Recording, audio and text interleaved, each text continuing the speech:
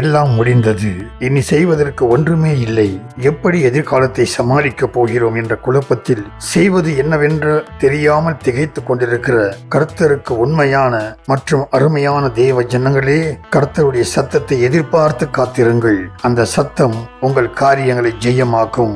30 லட்சம் இஸ்ரவேல் ஜனங்களை எகிப்தின் அடிமைத்தனத்தில் இருந்து மீட்டெடுத்து கானானை நோக்கி வழிநடத்தியவர் உன்னதமான தேவ ஊழியக்காரன் மோசே. யோர்தானை கடப்பதற்கு முன்பாக கர்த்தரால் அவன் எடுத்துக் கொள்ளப்படுகிறான். இஸ்ரவேல் ஜனங்கள் 30 நாள் மோசேக்காக துக்கம் அனுசரிக்கிறார்கள்.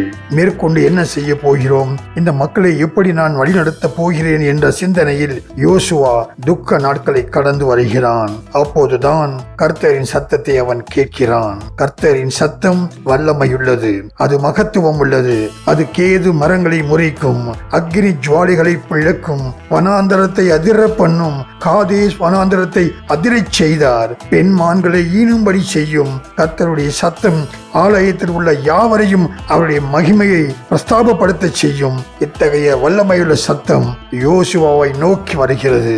நீ உயிரோடு இருக்கும் நாள் எல்லாம் ஒருவனும் உன்னை எதிர்ப்பதில்லை. மோசையோடு இருந்தது போல உன்னோடு இருப்பேன். நான் உன்னை விட்டு விலகுவதும் இல்லை, கைவிடுவதும் இல்லை. பலம் கொண்டு திடமனதாயிரு. இந்த சத்தம் யோசுவாவுக்கு மகா பெரிய தைரியம் கொடுக்கிறது.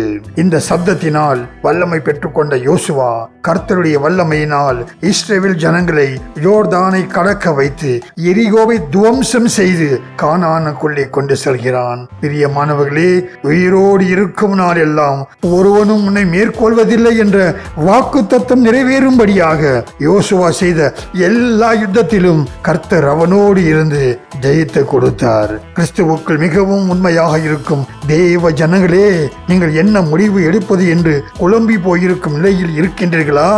எப்படி முன்னேறுவது என்று தெரியாத நிலையில் யோசனையில் இருக்கிறீர்களா? தைரியமாக இருங்கள். நிச்சயம் கர்த்தருடைய சத்தம் உங்களை நோக்கி வரும்.